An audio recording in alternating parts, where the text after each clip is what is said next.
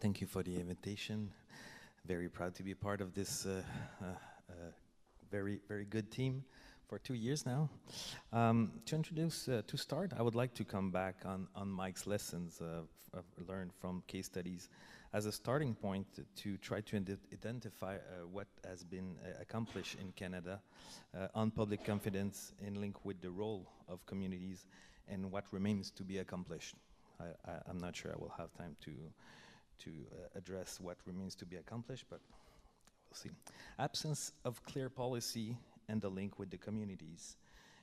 Based on my own case study, Saint-Valentin in Quebec, wind farm project, it was quite sure that this was a problem. Process failure also was a problem in Saint-Valentin. The two-step process called for proponents after a first decision for the project received by Hydro-Québec. Some companies will sell the project to a biggest company. So what I call the flip effect was a process failure in some sense. Planning and context matter. No community is monolithic. In this case, it was original project, but managed as at the local level. So this was very difficult to address all the issues. Values are more important than interest, but mostly at the local level. Quality of life, landscape, countryside, way of living was a big issue, and was concerned by values. Information matters. Information matters on the rules also, and institutional stability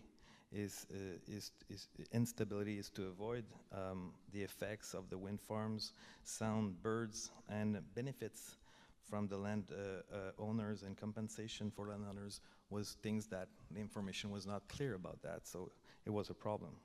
Need for real and early engagement, lack of upstream engagement from the proponent, real potential for project modification was not possible, and a real engagement upstream. Citizens and the population over there were very happy with the BAP experience, how they were able to express themselves and participate, very open, but arrive a little bit too late. So all those findings from case study were very, like I tried to explain very quickly, present in this case study. But if we want to see what has been accomplished in Canada on public confidence and enroll with communities, and starting by those lessons to see in what we have accomplished, where we accomplished things. First thing is, I think we should, we have been through important consultative processes from more than 2 years in Canada. We had the report of the expert panel on the modernization of National Energy Board, Forward Together, Enabling Canada's Clean, Safe and Security Energy, and the report in May 2017. Few months earlier, the same kind of consultation process with, at the end, an expert report on environmental assessment, building common ground, a new vision for impact assessment in Canada. Those two consultative processes and reports were very interesting and very full of good ideas, I think, sometimes very original also. Secondly, we had the environmental and regulatory reviews discussion paper from the government in June 2017. That includes, as you know, environmental assessment and NEB modernization, and also fisheries and navigation issues. And finally, the Bill C-69 to enact the Impact Assessment Act and the Canadian Energy Regulator Act, and also concern about navigation. We've been also to the Generation Energy National Dialogue. So I think we've been through very interesting, very strong consultative process. But what have been accomplished in Canada on public confidence and role of communities? Firstly, a rich and serious reflection about the energy decision-making system, and it's not nothing. The survey shows that changes are needed, for better balanced decision, and I think we can find in the C69 a lot of problem and lesson learned from case study. We find answers.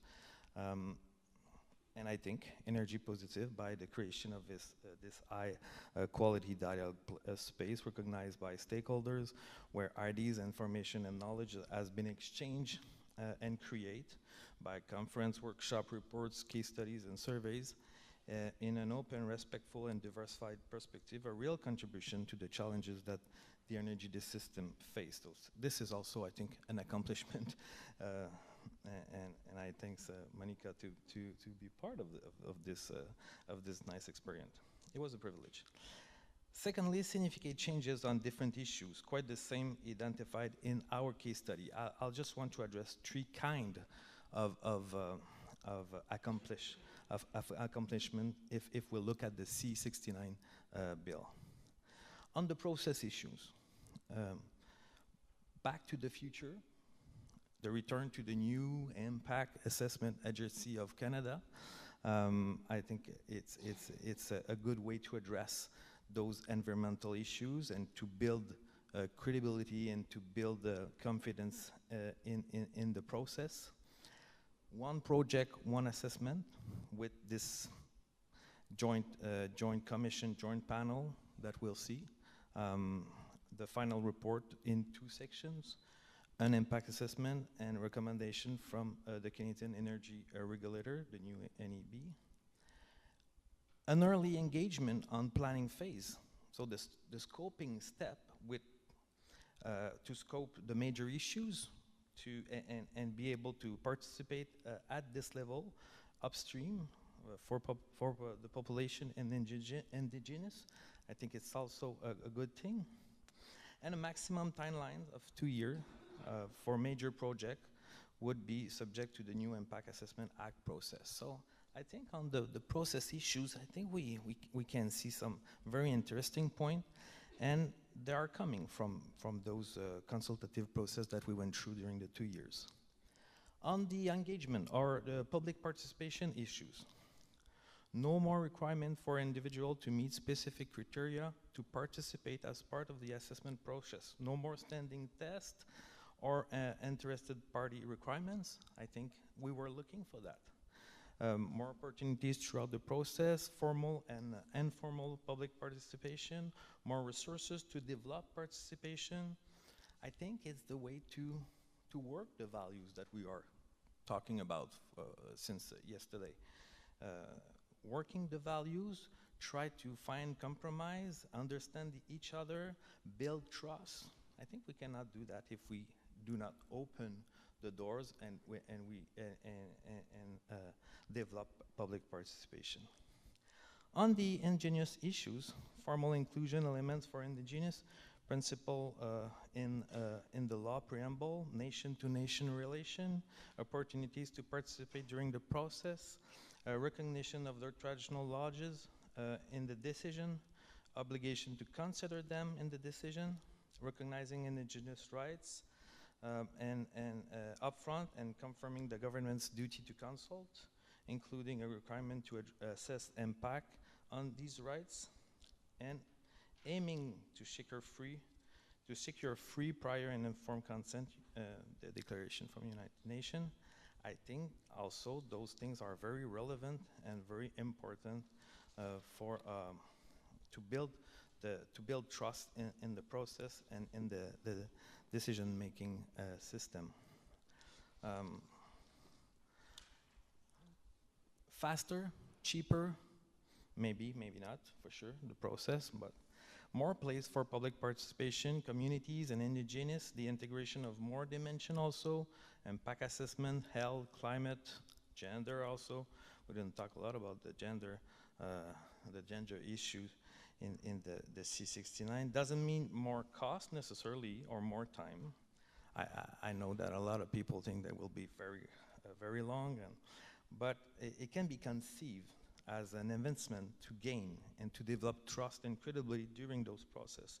Get balanced right by working together in a more co-construction way. I think it's important. We saw yesterday night Corina Lewin with the FNNPC.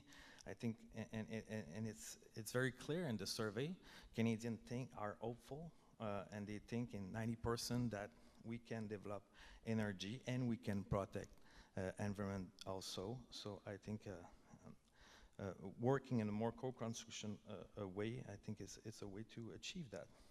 So it's not necessarily a zero-sum game. In the survey, we saw that we say, okay, let's talk about trade-off. Okay, if you want more environment, you will pay more. If you want more environment, you will lose a number of projects. It's a way to think about trade-off, but if we think that we can do better together and define together better project, like we saw with Lewin and all the work made by Chris Anderson, for example, I think the trade-off can be approached in another way. So I think it's a step in the good direction, more open to different dimensions, more inclusive to different stakeholders, mostly a simple loop learning, so adjustment, modification, a bit more public participation, a bit more environmental dimension. But depending on the diagnostic made, it's not enough for a double loop learning. Work on the assumption upstream of the action. For example, that would consider the way we produce policy, the relation between the provinces and the federal, the places, exact places for communities. Something different is going on with indigenous communities. I think we are in a double loop learning in that case, but for the rest, I think we are getting to a more integrative and more diverse process, and I think it's but like Catherine said, we will see. The devil is in the details, like I think Stephen said this morning, and we'll see how the bill will be applied in a day-to-day approach.